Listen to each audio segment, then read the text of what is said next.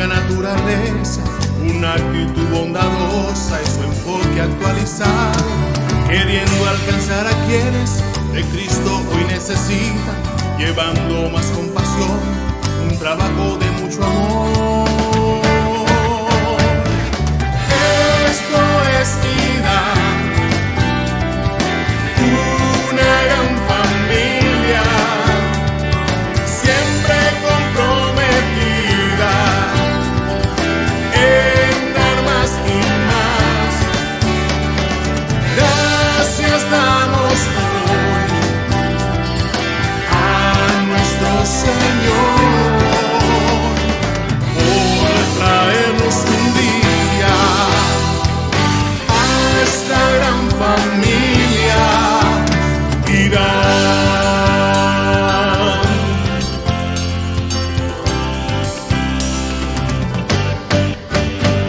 Una vida con propósito para juntos estar mejor, y así llevemos por siempre una vida de oración.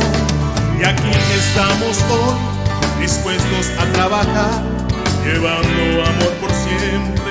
Ese es ser parte de deidad.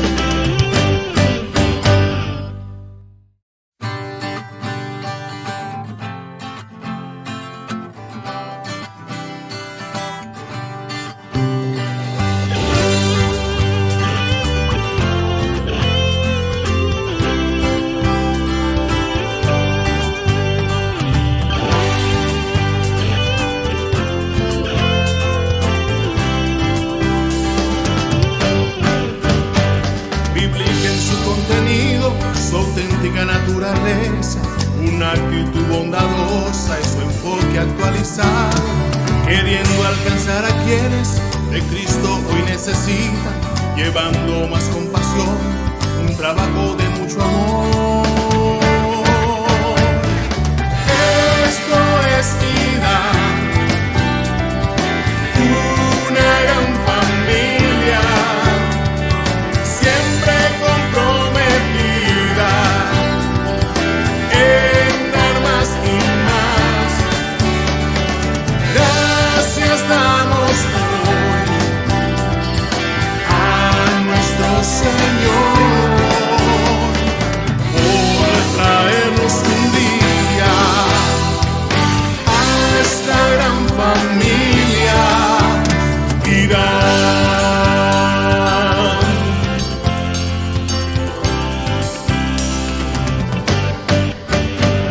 Una vida con propósito para juntos estar mejor.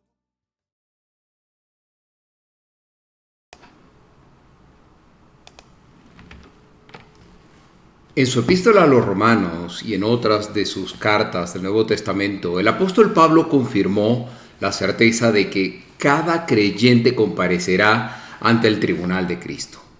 En dicho tribunal será examinada la vida de servicio y consagración de cada creyente. En tal evaluación, algunos obtendrán la justa recompensa por haber cultivado su fruto y crecimiento espiritual, mientras que otros no obtendrán ningún reconocimiento por haber malgastado su tiempo en asuntos perecederos y pasajeros. Y te pregunto, ¿crees que si salieras reprobado de este tribunal perderás la vida eterna? De este y de otros interesantes temas estaremos aprendiendo el día de hoy de la mano del apóstol Pablo. Acompáñanos. Él trabaja para los que confían, camina contigo de noche y de día. Levanta tus manos, tu victoria llegó. Comienza a cantar y alaba a Dios. Alaba a Dios. Alaba a Dios. Alaba a Dios. Muy buenos días. Deseamos que seas bienvenido a este estudio bíblico de tu Iglesia Dios Admirable. Quien te habla, Malvin Delgado, tiene el verdadero honor de poder guiarte en este espacio de más o menos una hora donde estaremos aprendiendo de la epístola del apóstol Pablo a los romanos.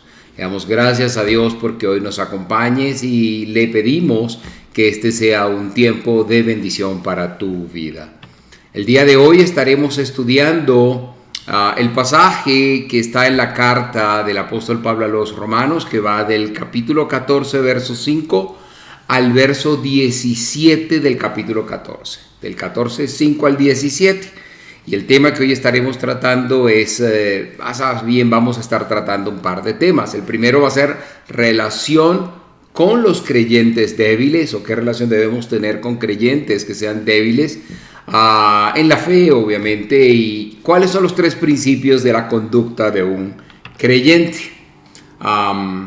Te pedimos por favor que reportes tu sintonía, desde dónde nos estás viendo. Colócanos en los comentarios, identifícate quién eres, desde dónde nos ves, y si hubiese alguna pregunta que durante este estudio se genera, por favor déjala en los comentarios. Con todo gusto vamos a estar respondiendo a tus preguntas. Además, te pido que seas partícipe o multiplicador de este estudio. ¿Cómo?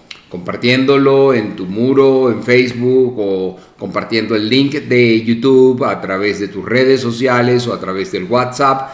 Y no olvides suscribirte. Es importante que te suscribas, que le des like a este video tanto en Facebook como en YouTube. De esa manera estarás haciendo 2 cosas. Número 1, estarás ayudando a que los algoritmos de estas redes hagan que este estudio bíblico le llegue a muchas más personas, porque así será promovido. Y además de eso, tú te estarás convirtiendo en un multiplicador de la enseñanza de la palabra de Dios. Entonces, si estás en YouTube, dale like, suscríbete y activa la campana de notificaciones y comparte el enlace. Si estás en Facebook, dale like también a la página de Dios Admirable, compártelo en tu muro. De esa manera, cada vez que haya algún video o contenido de Dios Admirable, serás notificado tanto en Facebook como en YouTube. Bien, veamos los comentarios que del estudio anterior tuvieron a bien dejarnos. Voy a proceder a leerlos. Y Guido José Maldonado nos decía en el estudio anterior: buenas y bendecidas tardes, hermano Malvin, bienvenido a nuestro hogar para oír el estudio de la epístola a los romanos, que en esa ocasión fue 13:11 al 14:5. Gracias, hermano Guido, usted siempre champion de sintonía, como dicen estas redes sociales, usted y su esposa y también su familia. Agradecemos por su vida. Carmen Rosa Rubio nos decía también: saludos y bendiciones, hermano Malvin, agradecido al Señor por este estudio. Alabado sea el Señor por ese comentario, hermana Carmen. Le damos gracias a Dios porque el estudio haya sido de bendición para su vida. También la hermana Blanca Piña nos dice: buenas noches, Malvin, Dios te bendiga, y nos da un fuerte like. Gracias, hermana Blanca, también champion en sintonía, igual que el hermano Guido y Carmen. Dios los bendiga. Alabamos al Señor por sus vidas, porque sé que semana tras semana acompañan este estudio bíblico. Bien, de nuevo les pedimos que nos hagan llegar sus comentarios. No lo olvide, ya sea en Facebook o en YouTube, en la sección de comentarios. Y como cada semana nos gusta comenzar orando. Yo cierro mis ojos para orar, no tiene nada de magia esto, lo hago para estar concentrado. Acompáñeme allí a orar donde usted está. Gracias, Dios, te doy de corazón por la bendición de poder servirte, Señor, por la bendición de que nos has permitido preparar este estudio bíblico y nos permite ser tus instrumentos para llevarlo adelante. Alabo y bendigo tu santo nombre por este privilegio, por esta bendición. Te pedimos que lo que estamos haciendo hoy sea agradable para ti, Señor, y que tú puedas usar todo esto como una herramienta para tocar el corazón de personas que del otro lado estarán viendo este estudio en este momento en tiempo real o luego en la comodidad del horario que les sea pertinente. Permite que esto pueda ser multiplicado, Señor, y que llegue a todas las personas que realmente lo necesitan. Pido esto en el nombre de Jesucristo, para que la gloria y la honra sea por siempre. Amén y amén. Bien, hemos comenzado con el estudio bíblico de Dios admirable. No deje de compartir este estudio. Si está allí en casa y lo quiere ver en familia, llame a sus familiares, llame a sus seres queridos, llame por teléfono a quien usted sepa que le interesa este estudio bíblico y que puede ser de bendición para su vida, para que no se lo pierda. Alabo y bendigo al Señor porque sé que también usted será usado como instrumento de Él. Bien, vamos a proceder a leer la porción de la palabra de Dios que hoy estaremos estudiando y la coloco acá para ustedes. Va de Romanos 14:5 al 14:17. Yo uso Reina Valera contemporánea, la versión Reina Valera contemporánea para este estudio, pero usted puede usar la que usted desee. Igual cada verso que vamos a estar usando yo lo voy a colocar en pantalla para que usted esté enfocado en lo que estamos haciendo. Y dice así: algunos creen que ciertos días son más importantes que otros. Otros consideran que todos los días son iguales. Cada uno está plenamente convencido de su propio pensamiento. El que da importancia a ciertos días lo hace para el Señor, y el que no le da importancia también lo hace para el Señor. El que come, para el Señor come, porque da gracias a Dios. Y el que deja de comer lo hace para el Señor y también da gracias a Dios. Y es que nadie vive para sí, ni nadie muere para sí. Pues si vivimos, para el Señor vivimos, y si morimos, para el Señor morimos. Así que, ya sea que vivamos o que muramos, somos del Señor. Porque para esto mismo Cristo murió y resucitó, para ser Señor de los vivos y de los muertos. Así que tú, ¿por qué juzgas a tu hermano? O tú también, ¿por qué menosprecias a tu hermano? Todos tendremos que comparecer ante el tribunal de Cristo. Escrito está: vivo yo, dice el Señor, que ante mí se doblará toda rodilla y toda lengua confesará a Dios. Así que cada uno de nosotros tendrá que rendir cuentas a Dios de sí mismo. Por tanto, no sigamos juzgándonos unos a otros, más bien propongámonos no poner tropiezo al hermano, ni hacerlo caer. Yo sé y confío en el Señor que nada es impuro en sí mismo, pero si alguien piensa que algo es impuro, pues lo es para él. Pero si tu hermano se siente agraviado por causa de lo que comes, entonces tu conducta ya no refleja el amor. No hagas que, por causa de tu comida, se pierda aquel por quien Cristo murió. No permitas que se hable mal del bien que ustedes hacen, porque el reino de Dios no es cuestión de comida ni de bebida, sino de justicia, paz y gozo en el Espíritu Santo. Bien, esa es la porción de la palabra de Dios que hoy estaremos analizando. También al final de este estudio usted va a estar en capacidad de responder una serie de preguntas que siempre le dejamos al inicio. Las preguntas son estas. La primera es: ¿qué es lo realmente valioso para Dios y qué determina la conducta del creyente? La segunda pregunta: ¿puede acaso el creyente vivir una vida apartada de Cristo? La tercera: Pablo confirmó la certeza de la comparecencia ante el tribunal de Cristo. Si saliéramos, y la pregunta es, si saliéramos reprobados de allí, ¿perderíamos la vida eterna? La cuarta pregunta es: por lo general los nuevos creyentes y a veces los viejos tienen una conciencia débil. Si Cristo estuvo dispuesto a morir por ellos, ¿cuál debe ser nuestra actitud hacia estos creyentes de conciencia débil? Y la última pregunta es, ¿cuáles son los 3 factores que nos da el Espíritu Santo que expresan la obra de Dios en la comunidad de los creyentes y que hacen que reine la armonía, el compañerismo y la solidaridad? Estas son las preguntas que hoy estaremos en capacidad de responder al final de este estudio. Usted solo tiene que prestarle mucha atención a lo que vamos a estar enseñando el día de hoy. Con seguridad usted va a poder responder estas 5 preguntas. Déjenos las respuestas en este número que está allí vía WhatsApp o en la sección de comentarios de Facebook o YouTube. Aquí abajo a la derecha en las preguntas le estaré dejando allí ese número WhatsApp para que usted pueda responder. Bien, hoy volvemos a considerar el verso 5 del capítulo 14 de esta epístola a los Romanos y continuamos con el tema de la conducta del creyente. Creemos que este tema es de suma importancia. Estamos hablando de de lo que es la separación con Dios y de la separación de los hijos de Dios. Usted puede recordar al comienzo mismo de este libro, cuando comenzábamos este estudio, el apóstol Pablo allí dijo que él fue un apóstol apartado para el evangelio. Eso fue lo que dijo Pablo. Y dijimos al principio, creo que en nuestro primer estudio de esta epístola a los Romanos, que la separación no es de algo, sino para algo. Cuando un joven se casa, contrae matrimonio, él es separado, apartado para una joven, para su esposa. Y es lo mejor lo mejor es que sea de esta manera, porque es lo que significa realmente el matrimonio.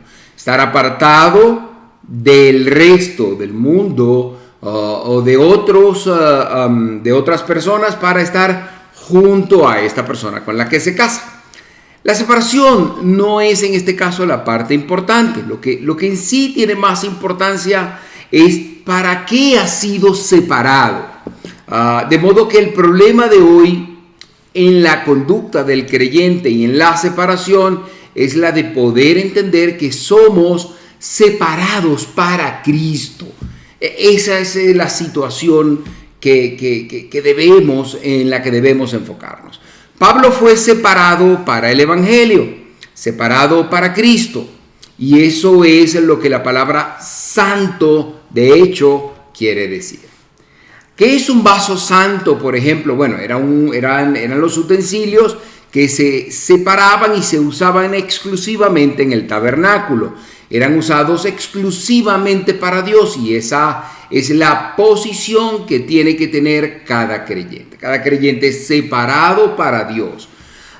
Eso es lo que quiere decir entonces estar separado, apartado para Dios. Todo lo que en realidad está enseñando es que el apóstol aquí es que somos separados para Él, para Cristo. Creo personalmente que cualquier cosa que haga el creyente tiene que hacerlo con convencimiento, con entusiasmo. Y ese es el primer gran principio presentado por Pablo en el verso 5 del que estamos hoy trayendo a colación, que fue el último estudiado en el estudio pasado, que podríamos leer desde mi humilde perspectiva de la manera siguiente, algo como esto. Asimismo, hay quienes dan más importancia a un día que a otro, y hay quienes piensan que todos los días son iguales. Cada uno debe estar convencido de lo que piensa, y esta es la clave. Seguramente recordará usted que Simón Pedro siguió al Señor desde lejos cuando el Señor fue arrestado antes de la crucifixión y muerte del Señor. Pedro, cuando el Señor había sido arrestado y lo seguía, entró en la sala de juicio del sumo sacerdote. Fue allí donde Pedro negó conocer al Señor Jesús, no una ni dos, sino 3 veces. Yo creo que Pedro no debía estar allí, no debía haber entrado allí en aquella noche. Por otra parte, Juan que aparentemente tenía una casa en Jerusalén, vivía en Jerusalén, era conocido por la comunidad en Jerusalén, y era de hecho conocido en el palacio del sumo sacerdote, fue allí y él no negó conocer al Señor. Era correcto para Juan, era indicado, era lógico para Juan estar en aquel lugar, pero fue quizás un error para Pedro que estuviera allí. En aquella situación, Pedro era el creyente con una conciencia débil. En nuestro tiempo, este tipo de creyente es el que establece para su conducta un sistema de normas sobre lo que debe y no debe hacer. Perdón. Y permítame enfatizar otra vez, mi estimado hermano, que el creyente de conciencia débil es aquel que se ha separado completamente. El Hijo de Dios hace lo que tiene que hacer con entusiasmo para Dios. Y estos son los que logran completar las tareas en nuestros días. Hemos pasado mucho tiempo, diría yo, en este asunto, dedicado mucho tiempo a este asunto y se ha hecho con total intención, porque creo que esto es de suma importancia y para usted debe quedar claro. Lo que, hemos querido decir es que las opiniones dudosas de conducta son malas para el creyente que cree que son dudosas para él. En todo este pasaje debemos tener en cuenta que, por lo considerado en esta y en otras epístolas, es evidente que los cristianos se encuentran en diferentes niveles de madurez. Hay inmaduros, hay maduros, hay en el camino medio en cuanto a la madurez espiritual. Y esto es porque las personas provienen de contextos diferentes que influyen en sus actitudes y en la forma como se desempeñan en algunas actividades diarias. Una lección muy importante aquí es que deben aprender a vivir armoniosamente con otros cristianos. Esto es clave y por lo tanto deben evitar criticarles. Continuemos pues en nuestras consideraciones de este primer gran principio de la conducta cristiana, que es la convicción, leyendo el verso 6 que voy a colocar acá para ustedes. Romanos 14:6, y dice así: el que da importancia a ciertos días lo hace para el Señor, y el que no le da importancia también lo hace para el Señor. El que come para el Señor come, porque da gracias a Dios. Y el que deja de comer lo hace para el Señor y también da gracias a Dios.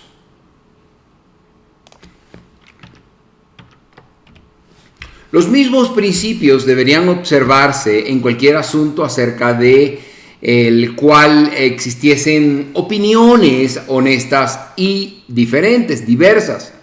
Ya fuesen por guardar días especiales o por otros motivos. Un área conflictiva en la que se manifiestan diferentes escrúpulos en esta época, cuando esta carta fue escrita, era la comida, particularmente el hecho de comer carne. Debo comentar que no se especifica aquí en esta carta, o no lo he podido conseguir en diversos, hay opiniones, pero no he podido conseguir aquí el por qué algunos cristianos eran vegetarianos, ¿sí? Tenían cuestionamientos al comer carnes. Teniendo en cuenta que el asunto estaba relacionado con su vida espiritual, y eso sí parece claro, aquella preferencia por la comida vegetariana podría haber estado determinada por su deseo de asegurarse de no comer carne que había sido quizá ofrecida en sacrificio a ídolos. Esto en referencia, o quizá en referencia a esta posibilidad, o traigo la referencia a esta posibilidad, después de haber leído 1 Corintios 8 y 10 del 23 al 30. Repito, 1 Corintios 8 y 10 del 23 al 30. Si usted quiere indagar un poco más acerca de estos pasajes quizás le pueden llevar a una conclusión similar a la que le acabo de mencionar. Bien, lo que debemos notar es que la persona que come algo, sea lo que sea, da gracias a Dios, y el que no la come también da gracias a Dios. no es lo que come, no es lo que está servido en la mesa de forma metafórica lo que marca la diferencia, mi estimado amigo, mi estimado hermano, sino lo que está en el corazón del hombre. No es el comportamiento ni la predilección por una acción u otra, sino lo que está en el corazón del hombre. Esto es lo que es realmente valioso para Dios, y este es el mensaje a destacar. Y eso es lo que determina, sin duda alguna, la conducta del creyente. Bien, vamos ahora a leer los versos 7 al 9 para continuar con este estudio bíblico. Y dice así: y es que nadie vive para sí, ni nadie muere para sí. Pues si vivimos, para el Señor vivimos, y si morimos, para el Señor morimos. Así que ya sea que vivamos o que muramos, somos del Señor, porque para esto mismo Cristo murió y resucitó, para ser Señor de los vivos y de los muertos.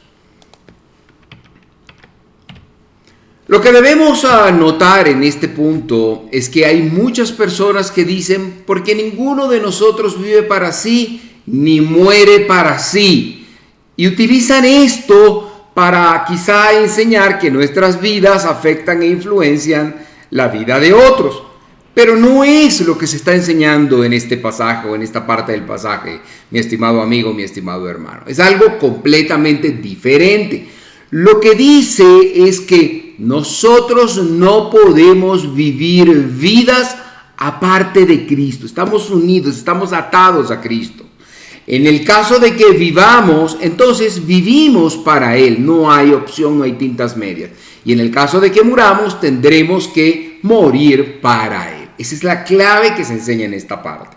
De modo que el nivel de nuestra conducta no se limita o no se mide por la cantidad de comida expuesta sobre nuestra mesa, sino por la manera en que nuestra vida se encuentra expuesta delante de Dios. Repito, de nuevo haciendo alegoría con la comida o haciendo una imagen o semejanza con la comida. No importa cómo actuemos, cómo nos comportemos. La comida en este caso expuesta, lo que es nuestro asunto exterior, lo que realmente importa es que nuestra vida se encuentra expuesta delante de Dios, y eso es lo importante. Y usted, escúcheme bien, yo mismo tendremos que rendir cuentas por las cosas hechas en esta vida, por lo que hacemos e incluso por lo que dejamos de hacer. El apóstol dijo allá en la segunda carta, en su segunda carta de Corintios, capítulo 5, verso 10, lo siguiente: porque es necesario que todos nosotros comparezcamos ante el tribunal de Cristo, para que cada uno reciba según lo bueno o lo malo que haya hecho mientras estaba en el cuerpo. Recuerde que usted va a tener que presentarse delante de Dios para dar cuenta de sus actos. Eso es un hecho. Eso no es una casual, una posible, no. Eso es un hecho, déjelo por hecho. Y eso no va a ser un asunto de cierta clase de comida colocada sobre la mesa, ropa quizá, no, sino que va a ser un asunto de su relación con Él, con Dios, cuando se siente a la mesa. Y usted puede estar sin una relación apropiada con Dios aun cuando no coma esta o aquella comida, sea vegetariano o coma carne, vaya o no vaya a la iglesia, se ponga una ropa u otra. Y también puede estar sin esa relación con Dios comiendo esa clase de comida o tomando ese tipo de actividades, yendo y viniendo a este lugar o a otro. Eso es lo que debemos realmente notar acá. Bien, llegamos ahora con el apóstol Pablo a los versos 10 y 12 de este capítulo 14 de su epístola a los Romanos. Los coloco acá para que los podamos leer juntos.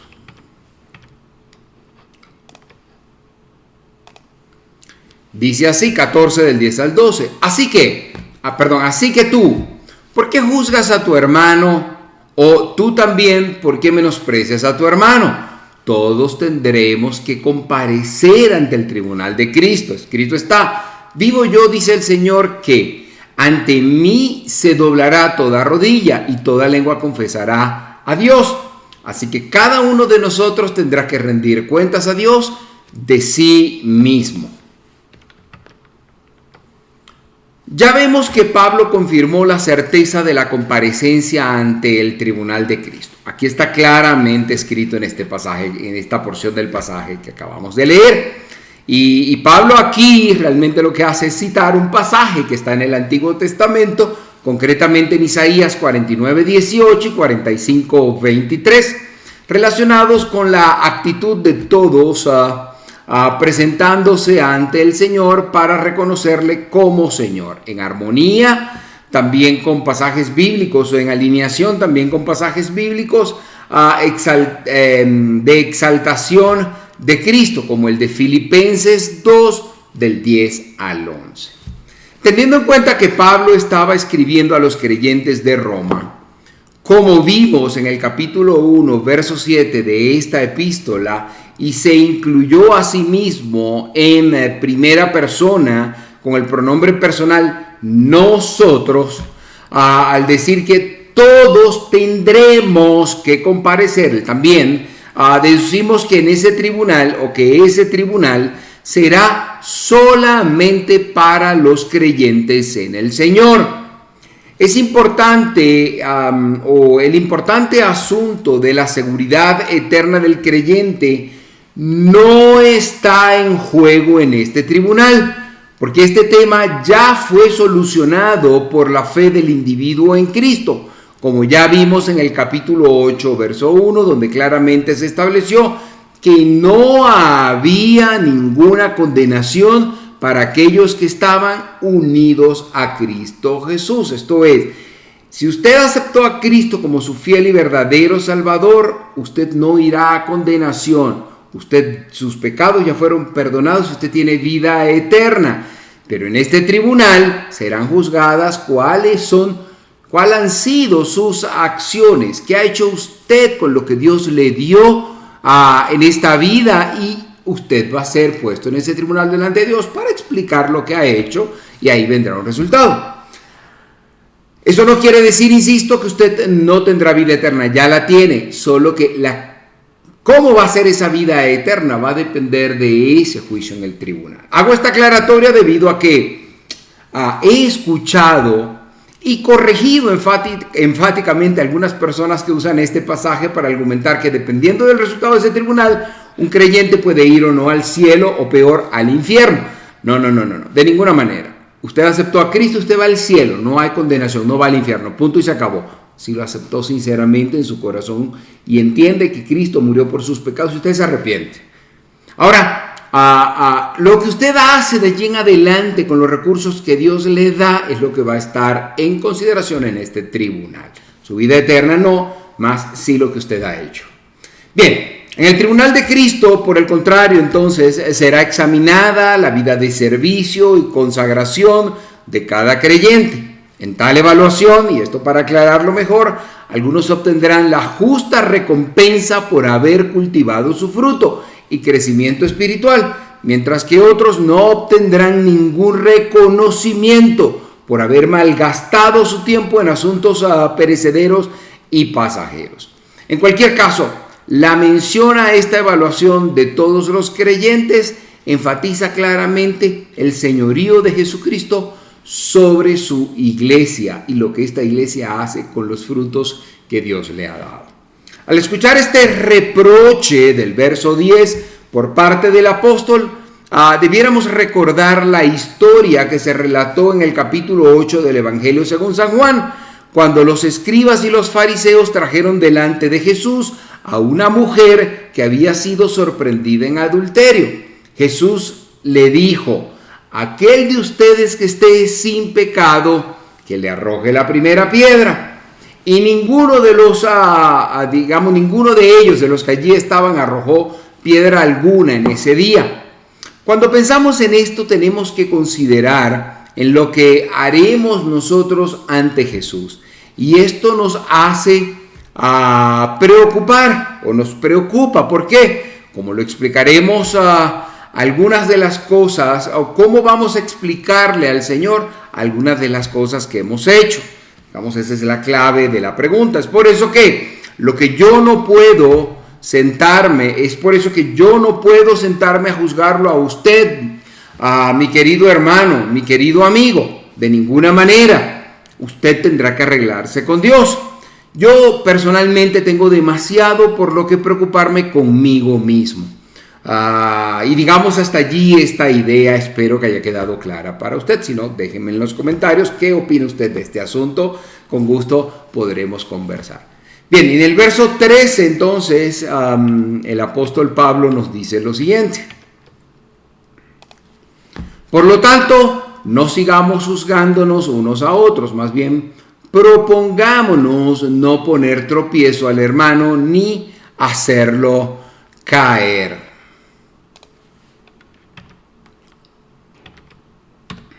Pablo iba a desarrollar este pensamiento de que mi conducta tiene que ver directamente con la conciencia cristiana débil del creyente que, digamos, está en proceso de desarrollo, que está en crecimiento. La advertencia en este caso se refiere a las actitudes y acciones de algunos cristianos, ¿ok? Hacia actitudes y hacia los otros, repito. La advertencia se refiere a las actitudes y acciones de algunos cristianos hacia las actitudes y acciones de otros. La otra cara de la moneda sería evaluar el impacto de las convicciones de otros cristianos. Utilizando un ejemplo sumamente sencillo de la vida práctica y que principalmente en América Latina es controversial y escandaloso, voy a tratar de ilustrar este asunto. Recuerdo que en una oportunidad realicé un viaje de trabajo con un par de compañeros de trabajo que trabajan en la empresa para la que yo trabajo, pero ellos viven en Estados Unidos. Son gringos, pues, un par de gringos y yo hicimos este viaje de trabajo. Estos dos compañeros de trabajo norteamericanos son fieles y devotos creyentes que desempeñan importantes ministerios y ejercen un gran liderazgo en sus iglesias locales en Estados Unidos. De hecho, hemos tenido la oportunidad de compartir o disertar en torno a importantes temas de la palabra de Dios, y no solamente desempeñan ministerios y liderazgo, sino que tienen un conocimiento profundo de la palabra de Dios. Los respeto mucho por lo que saben de la palabra de Dios. Bien, el viaje del que les estoy contando, que hice con estos dos compañeros de trabajo de Estados Unidos, fue a Colombia para reuniones con clientes del sector de gas en este país, el gas natural. Llegados a Bogotá, nos acompañaría allí otro par de ingenieros de la oficina de Colombia. Íbamos a ir 5 en total. Yo era el líder del grupo, tenía los 2 norteamericanos, los 2 estadounidenses y los 2 colombianos. Uno de ellos, de Colombia, un joven ingeniero, también creyente, que para ese entonces tenía algo así como 2 años de haberse convertido, estaba allí, era miembro del equipo. De los 2 colombianos, había un ingeniero joven que tenía 2 años de convertido. Después de nuestra reunión con el cliente, fuimos a un famoso restaurante de carnes que está en la ciudad de Bogotá, muy famoso, usted quizás lo conozca. Para acompañar el almuerzo, los compañeros norteamericanos, los 2 ingenieros norteamericanos, pidieron una botella de vino tinto, lo cual es una práctica común para ellos. Sin embargo, yo sabía que el joven ingeniero colombiano recién convertido tenía un convencimiento claro y razones valederas para él por las cuales no tomar ningún tipo de licor, de ninguna clase, ni cerveza, ni vino, ni nada. Para él el licor no se debía ni se podía. Yo entendía esa situación y también conocía la situación de los americanos, de los norteamericanos. Ante este asunto, yo decidí ordenar un jugo de fresa, al igual de que lo había hecho el joven ingeniero colombiano. Y el tema aquí no se trataba de que yo pensara igual que el ingeniero colombiano, el que había dicho cero licor en lo absoluto, totalmente abstemio. De hecho, en esa circunstancia, o como estaba planteado, estábamos en un restaurante de carnes, los norteamericanos pidieron una botella de vino, yo debo decir que no habría ningún problema, no hubiese habido ningún problema en que yo me tomara una sola copa de vino para acompañar la carne. Pero no lo hice. Tomé jugo de fresa por el profundo respeto a la conciencia todavía en formación, espiritualmente hablando, del nuevo creyente que era el joven ingeniero colombiano. Como dice el apóstol acá, una conciencia todavía débil. Al día siguiente, los americanos lo vieron, de hecho, y no hicieron ningún comentario, pero como dije, eran maduros en la fe. Al día siguiente fuimos al mismo restaurante, después de otras reuniones, pues debo decir que la carne allí es muy buena. Y todos allí en esa nueva visita, incluyendo a los ingenieros norteamericanos, tomamos jugo de fresa. Todos pedimos jugo de fresa. Bien, veamos, esto lo traigo para que usted entienda de qué se trata este pasaje. Debemos ser cuidadosos de la conciencia todavía espiritualmente hablando en formación de los nuevos creyentes. Es nuestra responsabilidad, sobre todo si somos maduros espiritualmente hablando. Bien, veamos ahora lo que Pablo dice en los versos 14 y 15 de este capítulo 14. Lo coloco acá para ustedes. Yo sé y confío en el Señor que nada es impuro en sí mismo, pero si alguien piensa que algo es impuro, lo es para él. Pero si tu hermano se siente agraviado por causa de lo que comes, entonces tu conducta ya no refleja el amor. No hagas que por causa de tu comida se pierda aquel por quien Cristo murió. El considerar que Cristo estuvo dispuesto a morir por el creyente que tiene una conciencia débil, espiritualmente hablando, una conciencia en formación, debiera conducirnos a una actitud de abstenernos de hacer ciertas cosas que a nivel personal nos resulten normales y que equivaldría a colocar obstáculos que podrían perjudicarle en el proceso de su crecimiento espiritual en la vida cristiana a un joven o a una persona, puede ser no tan joven, que todavía esté débil espiritualmente hablando. ¿Ok? El agravio aquí mencionado, o sea, el perjuicio, sería temporal, sin duda, porque un cristiano forzado a actuar en contra de sus escrúpulos, aunque estos sean más estrictos que los necesarios, podría quedar perjudicado por una conciencia débil. Esto debe quedar claro y conecta un poco con el ejemplo que antes les daba de mi visita de negocios a Colombia. Bien, vamos a ver ahora el verso 16, que dice lo siguiente. No permitan que se hable mal del bien que ustedes hacen.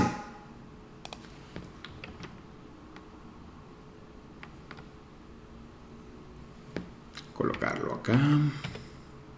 En otras palabras, la libertad cristiana que usted tiene no puede conducir a una manera abusiva de decir algo u obrar que pueda afectar negativamente a aquellos cristianos de conciencia cristiana aún no debidamente desarrolladas. Quizás le di mucha vuelta para decir lo que ya venimos explicando. ¿Ok? Se trata de una autolimitación, de una limitación voluntaria que es una consecuencia lógica del amor que une a todos los creyentes. Esa libertad debería ejercerse bajo el control claro del Espíritu Santo para que facilite el crecimiento espiritual de otros creyentes, para que ellos también sean fortalecidos en la capacidad de discernir espiritualmente, en su capacidad de elegir en su conducta cristiana la actitud que sea aprobada para Dios. Y esto lo digo, de nuevo voy a traer el ejemplo de aquella comida en aquel restaurante de carnes, Este joven que tiene un convencimiento claro de la razón por la cual no probar ni una gota de licor, vio que estos otros dos hermanos norteamericanos se tomaron una copa de vino cada uno, que yo pude haberlo hecho, acabé tomando jugo de fresa al igual que él, al día siguiente todos tomamos jugo de fresa. Este joven vio aquel ejemplo, vio aquella decisión voluntaria de apoyar la situación por la cual él sentía que tenía una convicción. Esto fue muy importante en su vida espiritual porque él vio que podemos haber cristianos en puestos profesionales de importancia que tenemos este tipo de conciencia. Esto habló fuertemente como testimonio para él. Yo debo decir que, ayudó a que él madurara y entendiera más y creciera en la palabra de Dios. Bien, leamos ahora el verso 17. Lo coloco acá para ustedes. Permítanme. Y dice así 14:17 de Romanos: porque el reino de Dios no es cuestión de comida ni de bebida, sino de justicia, paz y gozo en el Espíritu Santo.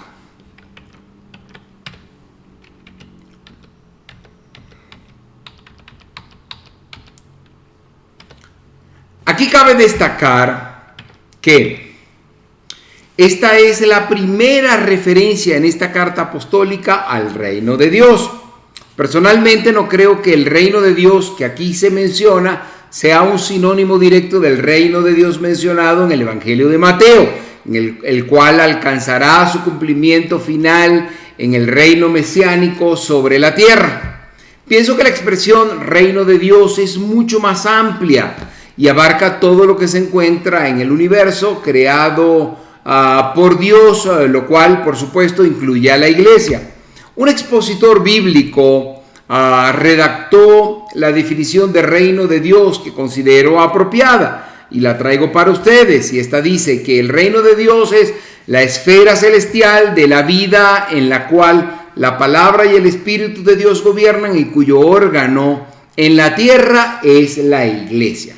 Me parece una definición suficientemente adecuada para esto que estamos planteando. Este fue precisamente el uso que el Señor hizo del término, como lo podemos comprobar en Juan 3:3 cuando él estaba hablando con el fariseo Nicodemo. Ahí él le dijo lo siguiente, lo coloco acá para ustedes: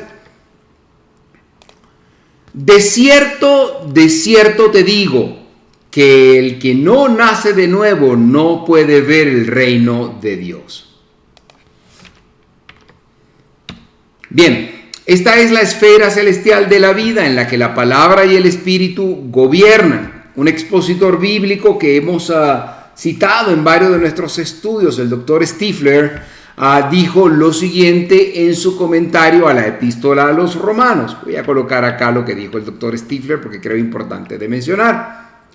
Se ha mencionado, dijo así: Dios reina en todas partes, pero hay una región donde Él gobierna por medio de las fuerzas y leyes espirituales solamente, haciendo referencia a este reino de Dios. Y esta es, el área de la vida del creyente. El hombre es totalmente incapaz de ver o entrar en este reino sin primero experimentar un nuevo nacimiento espiritual. Este reino no tiene nada que ver con el comer o el beber o el ayuno o con el dejar de comer carne los viernes o los sábados o los domingos,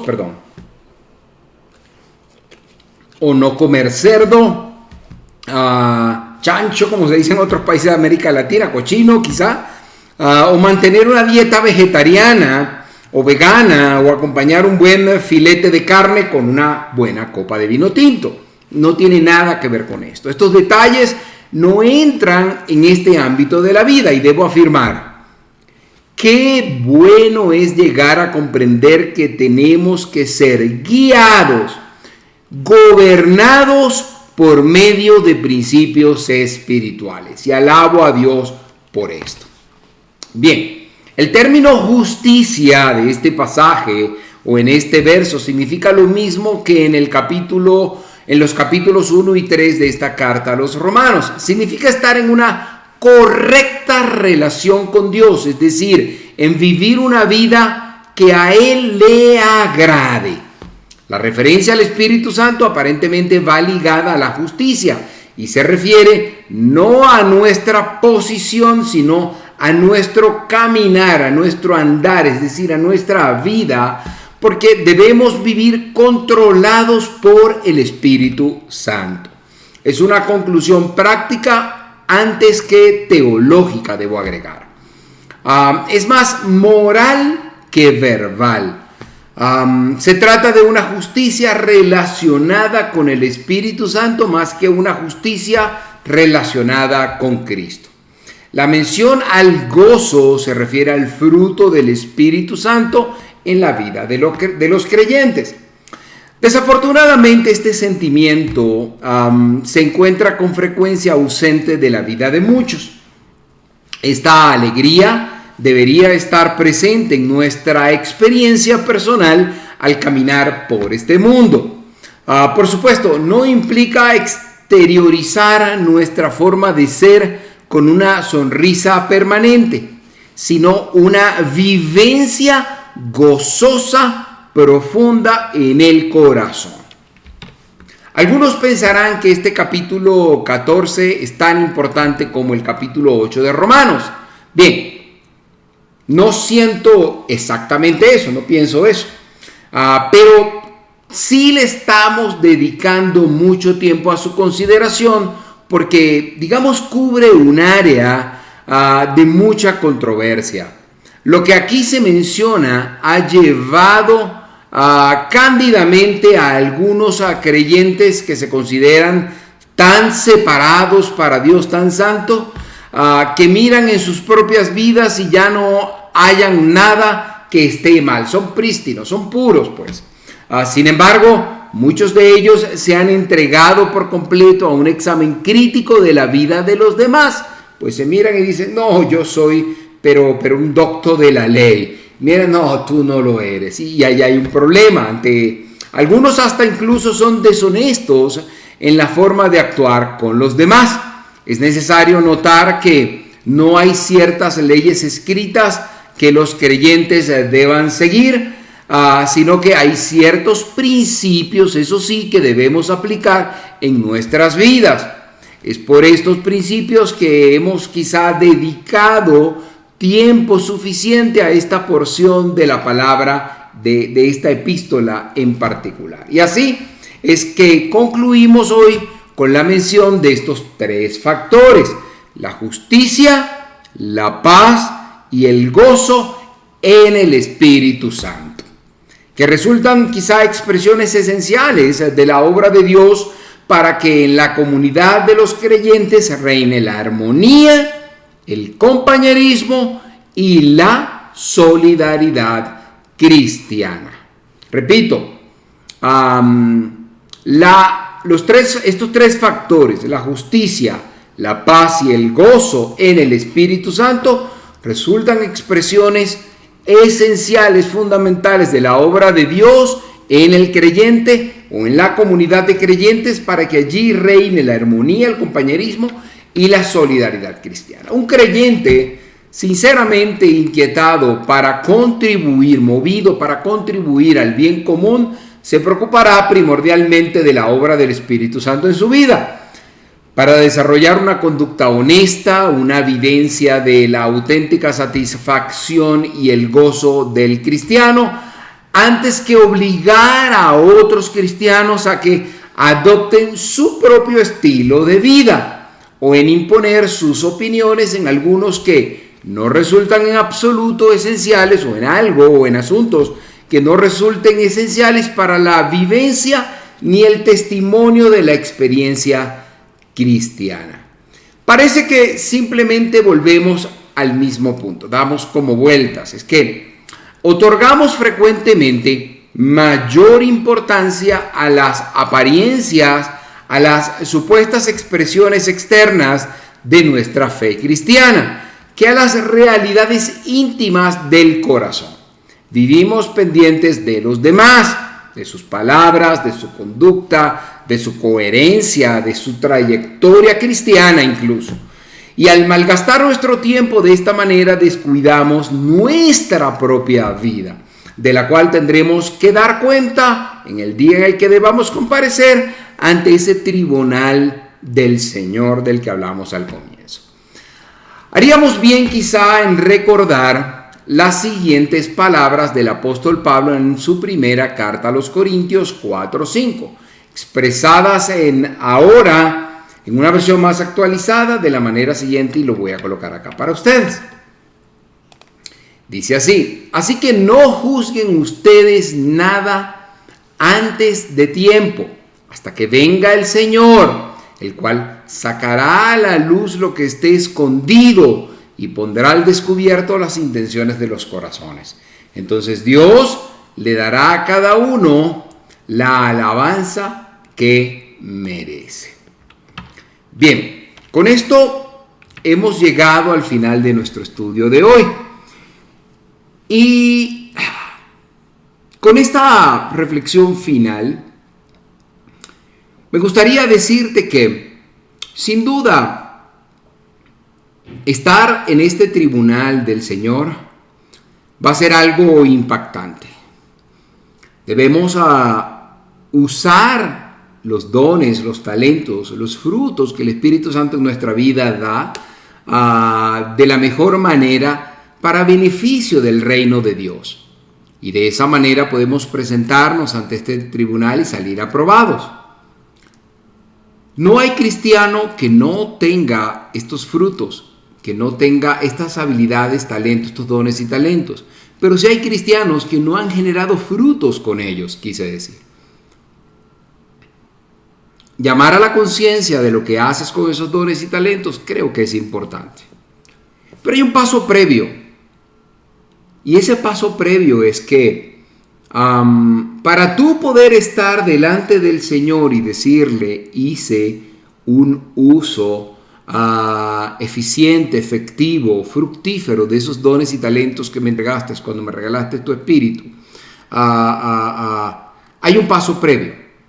Y si tú no aceptas a Cristo como tu fiel y verdadero Salvador, ni siquiera tendrás esa oportunidad, ni siquiera podrás llegar a ese tribunal. De manera que debo decirte que la Biblia dice que todos hemos sido pecadores, no hay uno que no lo haya sido, y que la paga del pecado es la muerte. Entonces, si no reconoces que eres pecador, si no te arrepientes por esos pecados, no tendrás la oportunidad de dar frutos ni de comparecer delante del Señor, porque ese tribunal, dice el apóstol Pablo al incluirse él mismo en este relato, que es para los creyentes, para todo aquel que haya aceptado a Cristo como su fiel y verdadero Salvador.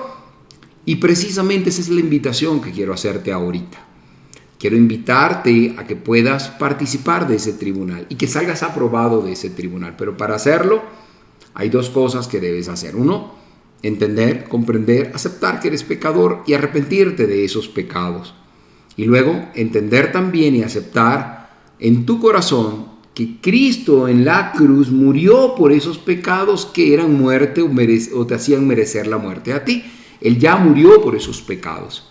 Aceptando a Cristo, entregando esos pecados que cometiste en la cruz de Cristo, en la muerte de Cristo en la cruz, tú podrás nacer de nuevo, tener vida eterna, recibir el Espíritu de Dios y dar esos frutos que te harán comparecer en ese tribunal y salir victorioso, salir aprobado de ese tribunal.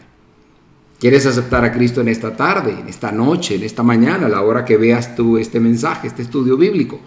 Pues nada, repite esta oración conmigo allí donde estás, en voz inteligente, delante del Señor.